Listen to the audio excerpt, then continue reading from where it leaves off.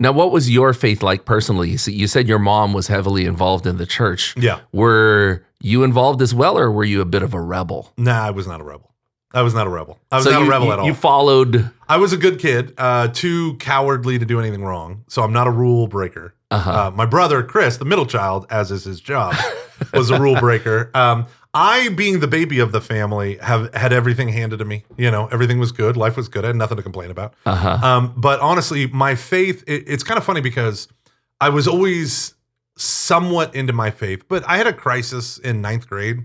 I wanted to become Muslim. Really? Yeah, I began to study. I didn't tell a lot of people this, but I began to study Islam on my own at home, like quietly. Like I get books and read and stuff. And Shiite Islam resonated with my Catholicness because they have like shrines and all that stuff. Okay. And then so it really drove me to the question of whether or not God was real and whether or not God had a religion.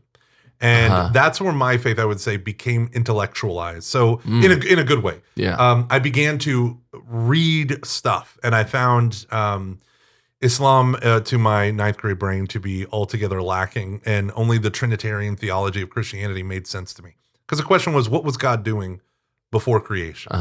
Right? What did he do? Aristotle said, like, why would God create? Why does the universe exist?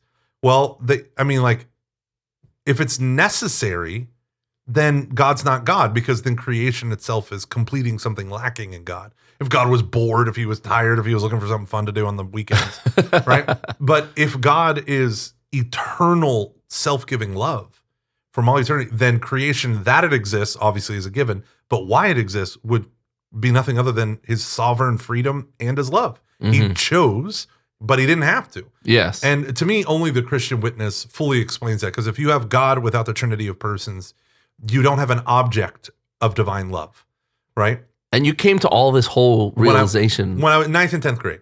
Wow. Right. Not on my own. I was reading, and my father. I'm blanking on his name right now. He ended up leaving the Franciscans, becoming a Navy priest. And this guy who I have another podcast that I do. He is a fan of that podcast, and he's like, "Oh, that priest is who brought me into the church in the Navy." So, nice. And now he's become a priest. It's a crazy story. But he had these lectures. My parents had a video cassette tape of philosophy of God. And I remember watching 2 of them, didn't understand 90% of it, but what I did understand changed the trajectory of my life. And then, it kind of was intellectual from there on out.